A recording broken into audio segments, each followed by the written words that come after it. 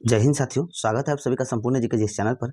साथियों, अभी के क्लास में हम लोग देखेंगे हिस्ट्री का चैप्टर 1।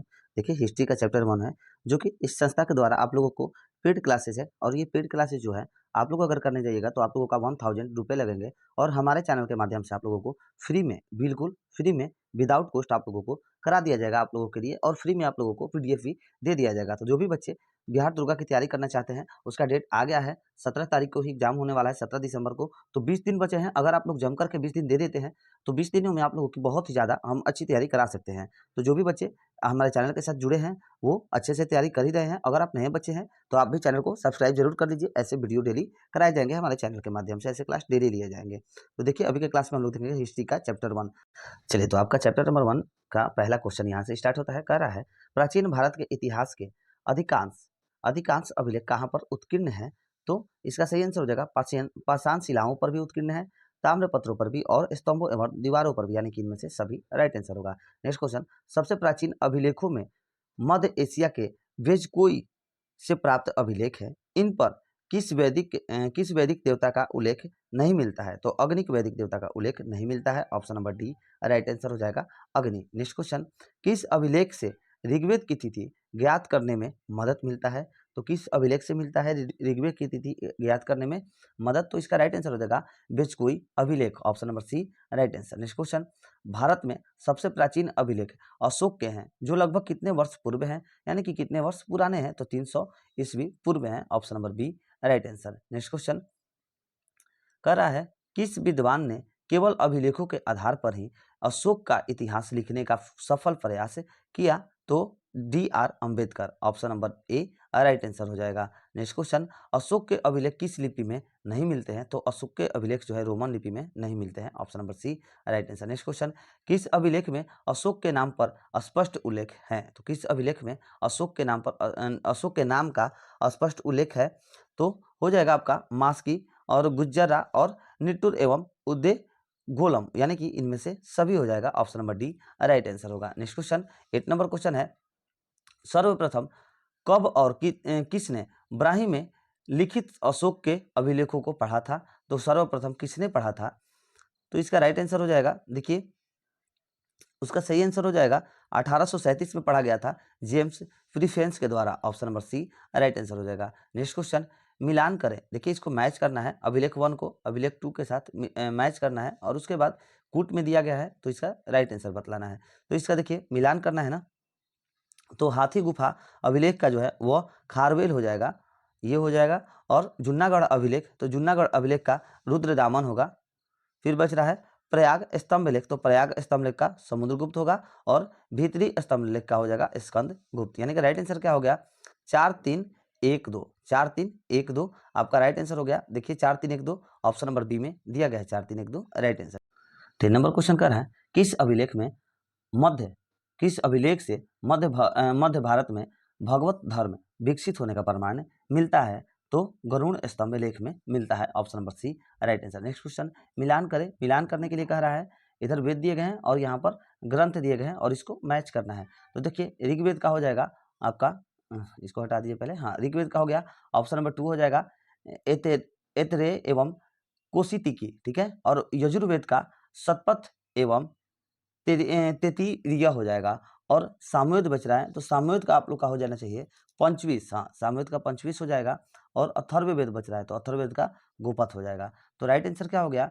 देखिए हो गया 2-1-2-1-4-3, 2-1-4-3 आपका राइट आंसर हो गया, यानी कि ऑप्शन नंबर ए में ही दिया गया। देखिए 2-1-4-3 option number A right answer. Next question है, आइए आगे बढ़िए। कह रहा है इसमें भी मिलान करिए, इसमें भी मैच करना है वेद और उपवेद, इसको जो है मैच करना है। तो देखिए इसका मैच करिए पहले।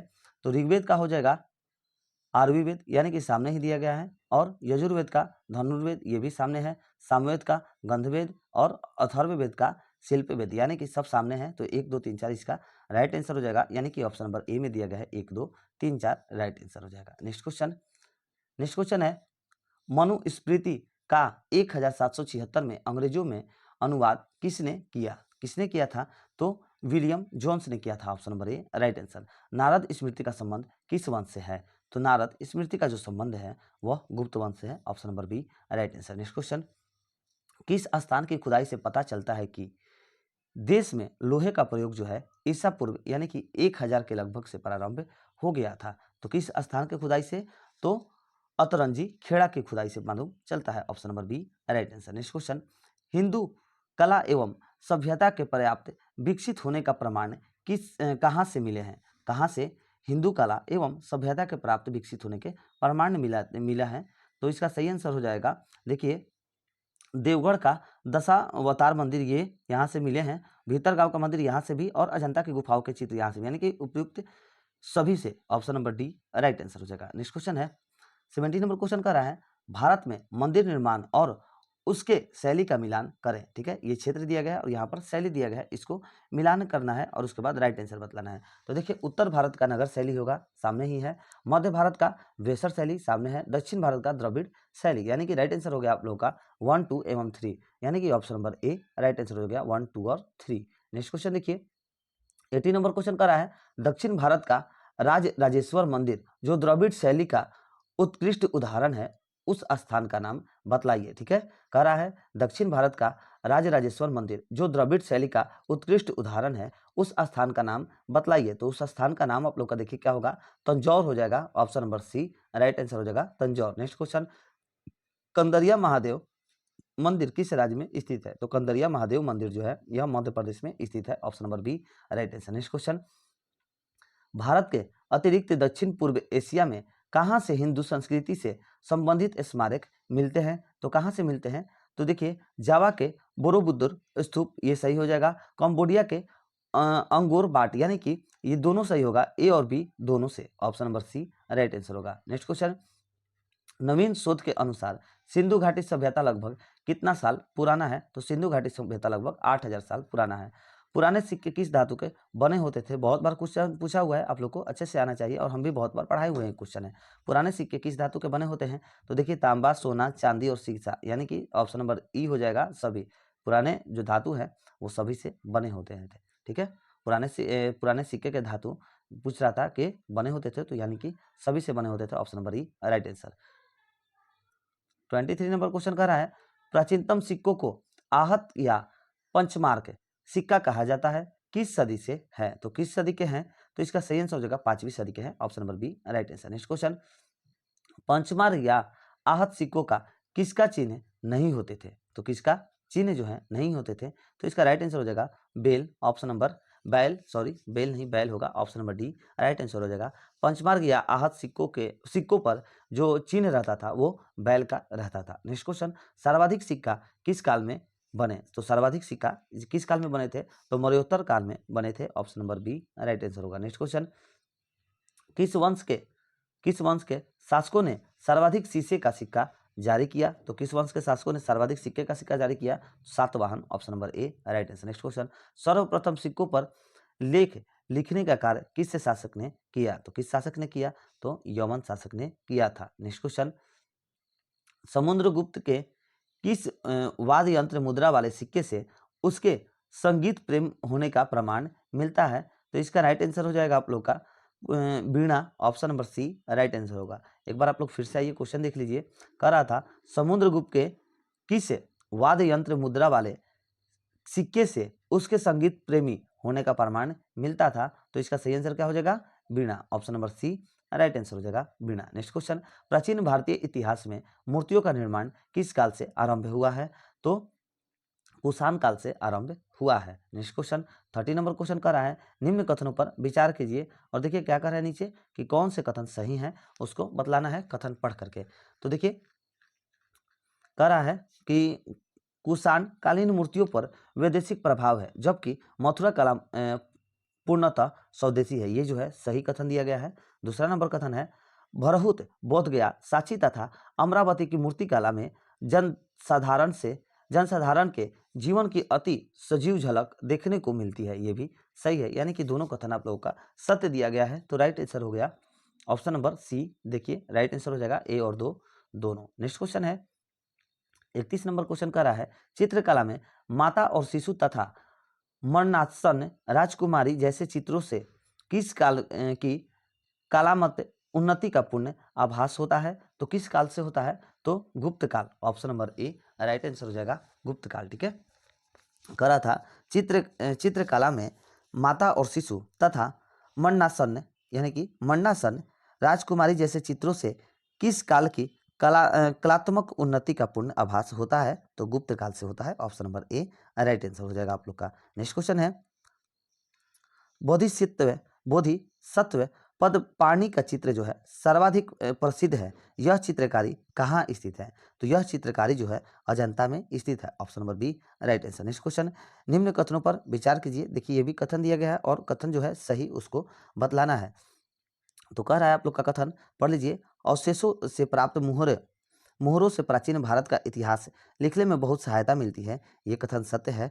फिर कह रहा है मोहरों में व्यापारिक, धार्मिक, आर्थिक जीवन के बारे में पर्याप्त जानकारी मिलती है, यानी कि ये भी सत्य है। यानी कि 1 और 2 दोनों राइट आंसर हो जाएगा। Option number C right answer हो जाएगा, 1 और 2 दोनों। नेक्स्ट क्वेश्चन, निम्न में से कहाँ मिट्टी की मोहरों में बनी धार्मिक प्रतीकों से उनकी धार्मिक अवस्थियों की जानकारी नहीं मिलती है? तो इसका सही आंसर हो जाएगा धोलावीरा से नहीं मिलती है। Option number B right answer. Next question है, कह रहा है साहित्यिक स्रोत के संदर्भ में निम्न कथनों पर विचार कीजिए। साहित्यिक स्रोत के संदर्भ में निम्न कथनों पर विचार करना है और उसके बाद इसका राइट आंसर बतलाना है। तो देखिए पहले कथन देखिए, कह रहा है कथन हम लोग का कि ब्राह्मण ग्रंथों में वेद, उपनिषद, रामायण, महाभारत, पुराण तथा स्मृति ग्रंथ आते हैं, यानी कि ये सही है। दूसरा कह रहा है ब्राह्मणेतर ग्रंथों में जो है बौद्ध तथा जैन साहित्यों से संबंधित रचना का उल्लेख मिलता है, ये भी सत्य है। यानी कि option number C right answer हो जाएगा। 1 और 2 दोनों सही है। नेक्स्ट क्वेश्चन, ऐतिहासिक ग्रंथों, जीवनियों, यात्रा वृत्तांत, कल्पना प्रधान आदि का वर्णन किस साहित्यिक स्रोत से मिलता है? तो किस साहित्यिक स्रोत से मिलता है? तो लौकिक साहित्य से मिलता है। Option number A right answer. Next question, वैदिक युग की सांस्कृतिक दशा के ज्ञान का एकमात्र स्रोत है, ठीक है। तो इसका सही आंसर हो जाएगा वेद। Option number A right answer. Next question, वेदों की संख्या है, तो वेदों की संख्या आप लोगों का 2 है। Option number A right answer. Next question, 39 number, वेदांगों की संख्या है, तो वेदांगों की संख्या आप लोगों का कितना है? तो 6 है। Option number B right answer. Next question, सबसे प्राचीन वेद किसे माना जाता है? तो सबसे प्राचीन वेद ऋग्वेद को माना जाता है। Option number A right answer. Next question, Rigveda की रचना निम्न में से किस काल में हुई थी? तो ऋग्वेद की रचना जो है निम्न में से वैदिक काल में हुई थी। Option number D right answer. Next question, Rigveda में सूक्त की संख्या निम्न में से कितनी है? तो ऋग्वेद में सूक्त की संख्या निम्न में से 1028 है। Option number C right answer. Next question, 43 number question है, ऋग्वेद में किसकी राजनीतिक प्रणाली में इतिहास के बारे में जानकारी मिलती है? तो आर्य के बारे में मिलती है। Option number A right answer हो जाएगा। ऋग्वेद में आर्य राजनीतिक प्रणाली के इतिहास के बारे में जानकारी मिलती है। नेक्स्ट क्वेश्चन, 44 नंबर क्वेश्चन कर रहा है, वेद मंत्रों के समूह को किस नाम से जाना जाता है? तो वेद मंत्रों के समूह को सूक्त नाम से जाना जाता है। नेक्स्ट क्वेश्चन, ऋग्वेद में रचनाओं की संख्या की निम्न में से कितनी है? निम्न में से कितनी है? ऋग्वेद में रचनाओं की संख्या की निम्न में से कितनी है? तो रचनाओं की संख्या की पूछ रहा है ना कि निम्न में से कितनी है, तो इसका हो जाएगा 10,462 इसमें दिया गया। देखिए ये यहाँ पर लगभग करीब है, तो option number A right answer हो जाएगा। ऐसे आप लोगों का 10,580 भी रहे तो उसको आप लोग पहले मारिएगा, ठीक है। और इसके अगर ये ऑप्शन में नहीं रहेगा 10,580 तो इससे निकटतम जो रहेगा उसको मारिएगा, तो निकटतम क्या है? 10,462। नेक्स्ट क्वेश्चन है, ऋग्वेद के किस मंडल को हस्तलिखित रचनाओं को खील नाम से जाना जाता है? खील नाम से जाना जाता है, तो 8वें मंडल को जाना जाता है। Option number B right answer होगा। नेक्स्ट क्वेश्चन है, 47 नंबर क्वेश्चन कर रहा है, निम्न कथनों पर विचार कीजिए और नीचे कर रहा है कि कथन जो सही है उसको बतलाइए। तो देखिए कथन पढ़िए, उसके बाद समझ में आएगा कि क्या आंसर हो जाएगा। तो ऋग्वेद का पहला एवं 10वां मंडल सबसे अंत में जोड़ा गया, ये जो है कथन सत्य है। दूसरा नंबर है, तीसरे मंडल में सूर्य देवता सोम और संप्रीत प्रसिद्ध गायत्री मंत्र है, ये जो है ये गलत दिया गया है। तीसरा नंबर कथन कह रहा है, 9वें मंडल में देवता सावित्री का उल्लेख है तथा 10वां मंडल चातुर्य साम्राज्य का संकल्प का आधार है, ये भी गलत है। यानी कि पहला नंबर सिर्फ सही है। ऑप्शन नंबर 1 आपका राइट आंसर हो जाएगा, केवल 1 कथन में केवल 1 राइट आंसर होगा। नेक्स्ट क्वेश्चन, निम्न में से कौन सा ब्राह्मण ग्रंथ ऋग्वेद के है? तो कौन सा ग्रंथ जो है ब्राह्मण ग्रंथ ऋग्वेद के हैं? तो ऐतरेय एवं कोशितकी या फिर संख्यायन। Option number A right answer हो जाएगा। नेक्स्ट क्वेश्चन है, 49 नंबर क्वेश्चन कर रहा है, यूनेस्को द्वारा किस वेद को विश्व विश्व मानव धरोहर के साहित्य में शामिल किया गया है? तो इसका सही आंसर हो जाएगा Rigveda, option number A right answer. UNESCO द्वारा ऋग्वेद को विश्व मानव धरोहर के साहित्य में शामिल किया गया है, option number A right answer. Next question, किस वेद को कर्म कांडीय वेद की संज्ञा दी जाती है? तो किस वेद को दी जाती है? तो यजुर्वेद को दी जाती है, option number B right answer हो जाएगा। नेक्स्ट क्वेश्चन, यजुर्वेद के संदर्भ में निम्न कथनों पर विचार कीजिए। 3 कथन है, तीनों कथन में बतलाना है कौन सा सही कथन है यजुर्वेद के संदर्भ में। तो देखिए क्या हो जाएगा, पहले आप लोग कथन पढ़िए। यह वेद गद्य एवं पद्य दोनों में है और मंत्रों के उच्चारण करने वाले पुरोहित को अथर्वयु कहते हैं, ये जो है सही है। यजुर्वेद के संबंध में पहला कथन सत्य है। यजुर्वेद के 2 भाग हैं, शुक्ल यजुर्वेद और कृष्ण, ये भी सही है। तीसरा नंबर का है यजुर्वेद का अंतिम अध्याय इस ईशावास्य उपनिषद है जिसका संबंध आध्यात्मिक चिंतन से है। देखिए ये कथन गलत नहीं, ये भी सही लग रहा है, ठीक है। तीनों कथन जो है तीनों सही है, यानी कि क्या इसका राइट आंसर हो जाएगा 51 का, देखिए option number D right answer हो जाएगा। 1, 2 तथा 3 तीनों सत्य है। नेक्स्ट क्वेश्चन है 52 नंबर क्वेश्चन कर रहा है, कठोपनिषद, ईरोपनिषद और स्वरोपनिषद तथा मैत्रायणी उपनिषद किस वेद के प्रमुख उपनिषद है? ये जो चारों उपनिषद हैं यह किस वेद के प्रमुख उपनिषद हैं? तो देखिए कि कौन सा वेद पूछ रहा है, कौन से वेद के हैं, तो इसका राइट आंसर हो जाएगा Yajurveda, option number B right answer. Next question, भारतीय संगीत का जनक किस वेद को कहा जाता है? तो भारतीय संगीत का जनक जो है सामवेद को कहा जाता है, option number C right answer. Next question, किस वेद का संकलन ऋग्वेद का आधारित है? तो किस वेद का संकलन जो है ऋग्वेद का आधारित है? तो सामवेद हो जाएगा, option number B right answer. Next question, Chandogya तथा जेमिनीय किस वेद का प्रमुख उपनिषद है? तो इसका राइट आंसर हो जाएगा 55 का Samaveda, option number A right answer हो जाएगा सामवेद। नेक्स्ट क्वेश्चन है 56 नंबर क्वेश्चन का रहा है, अथर्ववेद के अंतर्गत कितने प्रमुख उपनिषद हैं? तो अथर्ववेद के अंतर्गत जो है कितने प्रमुख उपनिषद हैं ये पूछ रहा है, तो इसका राइट आंसर हो जाएगा, देखिए मंडूक उपनिषद, ये तो आप लोगों का अथर्ववेद के अंतर्गत पूछ रहा है ना, हाँ तो मंडूक उपनिषद हो जाएगा। फिर क्या कर रहा है, प्रश्नोपनिषद ये भी हो जाएगा। फिर क्या कर रहा है, मांडूक्योपनिषद ये भी हो जाएगा। फिर गोपथ, सिर्फ गोपथ नहीं होगा और तीनों जो है सत्य है, यानी कि क्या हो जाएगा, ऑप्शन नंबर बी 1, 2 और 3 सत्य है। नेक्स्ट क्वेश्चन आइए, कह रहा है अथर्ववेद में वाणिज्य सभा और सीमित को किसकी पुत्रियां कहा जाता है? तो किसकी पुत्रियां जो है कहा जाता है अथर्ववेद में इन दोनों को? तो इसका राइट आंसर हो जाएगा Prajapati, option number B right answer हो जाएगा प्रजापति, ठीक है। अथर्ववेद में वाणिज्य सभा और समिति को जो है यह किसकी पुत्रियां कहा जाता है? तो प्रजापति की पुत्रियां कहा जाता है। नेक्स्ट क्वेश्चन, सत्य वास्त्री संगीता निम्न में से किस ग्रंथ का उपनाम है? तो किस ग्रंथ का ये उपनाम है? तो महाभारत का उपनाम है, option number D right answer. Next question, वैदिक साहित्य के रचना के अनुसार सही क्रम कौन सा है? तो वैदिक साहित्य के रचना के अनुसार सही क्रम बतलाना है। तो देखिए इसका राइट आंसर हो जाएगा संहिता, ब्राह्मण ग्रंथ और आरण्यक या और उपनिषद, ऑप्शन नंबर सी आप लोगों का राइट आंसर हो जाएगा, option number C right answer हो जाएगा। वैदिक साहित्य की रचना जो है वो अनुसार सही क्रम यही हो जाएगा संहिता, ब्राह्मण ग्रंथि, आरण्यक और उपनिषद, option number C right answer. Next question, मिलान करें। देखिए इसको मिलान करना है, यानी कि वेद और पाठ्यकर्ता दोनों को मिलान करना है और उसके बाद राइट आंसर बतलाना है। तो पहले यहाँ पर मिलान कर लीजिए। देखिए ऋग्वेद का होत्र हो जाएगा, ठीक है। यजुर्वेद का आप लोग का हो जाएगा अधर्वी और सामवेद का हो जाएगा उद्गाता, ठीक है।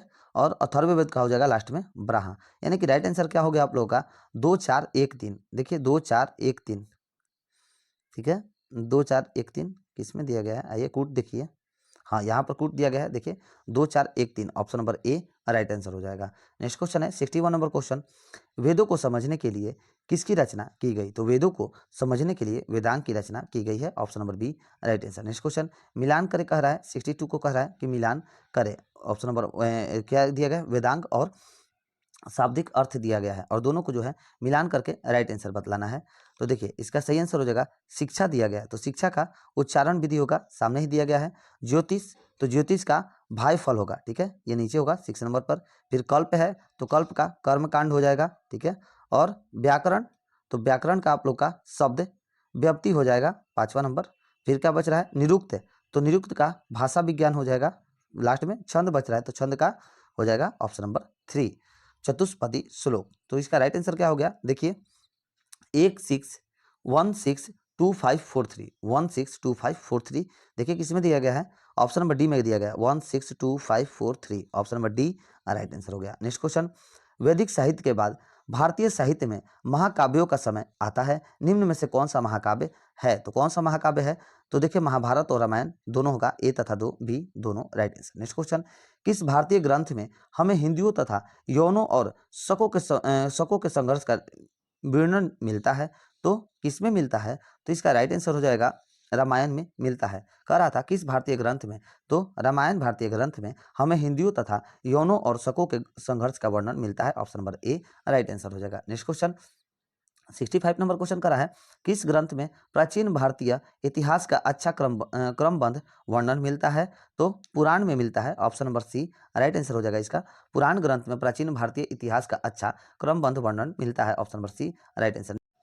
पुराणों का रचयिता एवं संकलनकर्ता किसे माना जाता है? तो किसे माना जाता है? तो देखिए हो जाएगा आप लोगों का लोमहर्ष और उग्र श्रवा, यानी कि ए और बी दोनों जो है दोनों में माना जाता है, option number E right answer. C कमंदक और संध्याकार नंदी ये दोनों नहीं होगा, ऑप्शन नंबर सी आपका राइट आंसर हो जाएगा।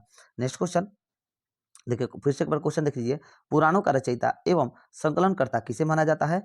तो लोमहर्ष और उग्रश्रवा, यानी कि ए तथा बी दोनों राइट आंसर। नेक्स्ट क्वेश्चन, पुराण प्राचीन काल से लेकर डैश काल तक की ऐतिहासिक घटनाओं का परिचय कराते हैं, तो परिचय कराते हैं। तो देखिए ऑप्शन में क्या दिया गया है, तो गुप्त काल में जो है परिचय कराते हैं, option number C right answer हो जाएगा।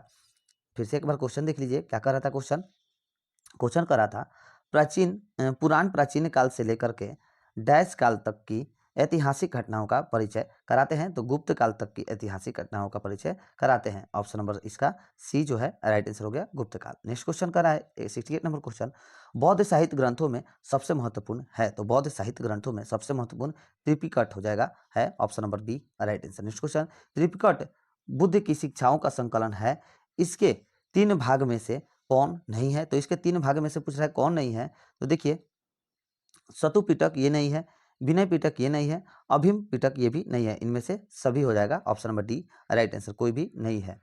नेक्स्ट क्वेश्चन, सूची 1 को सूची 2 के साथ सुमेलित करना है, और उसके बाद देखिए 1 सूची 2 को सुमेलित करना है, और उसके बाद राइट आंसर जो है बतलाना है।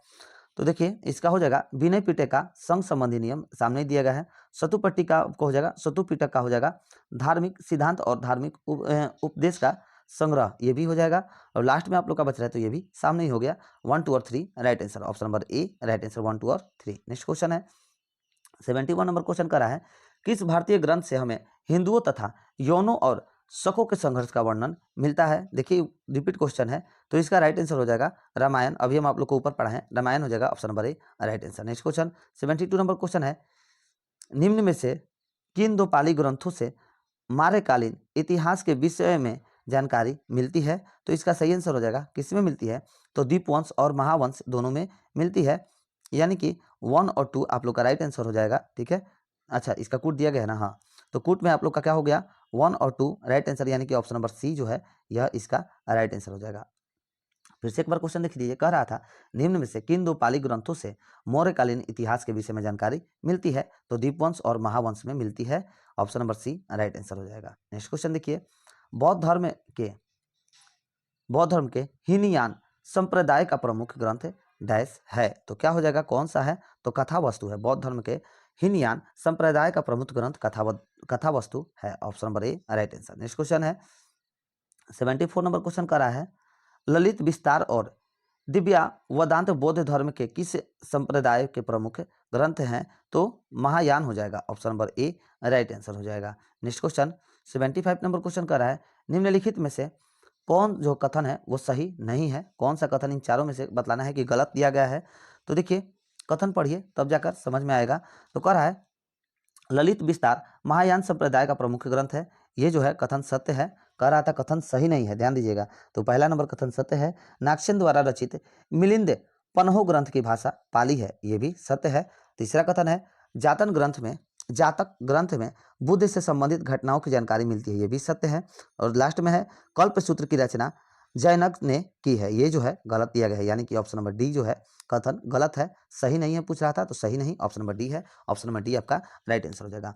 तो साथियों यही था हम लोग का आज का हिस्ट्री में, हम आप लोगों का आधा आज के क्लास में करा रहे हैं। 75 क्वेश्चन आप लोगों को कंप्लीट करा दिए। नेक्स्ट क्लास में 75 से 76 से जो 150 तक क्वेश्चन है, यानी कि टोटल आधा आप लोगों को आज करा दिए, 50% आज करा दिए, 50% आप लोगों को नेक्स्ट क्लास में करा देंगे हिस्ट्री का। तो साथियों बस आप, अगर आप लोग को वीडियो अच्छा लगता है तो प्लीज़ वीडियो को अपने दोस्तों मित्रों के पास शेयर करिए। चैनल को सब्सक्राइब करके बेल आइकन जरूर दबा लीजिए, ताकि आने वाली वीडियो का नोटिफिकेशन आप लोगों को मिलती रहे। चलिए मिलते हैं नेक्स्ट वीडियो में। जय हिंद, जय भारत।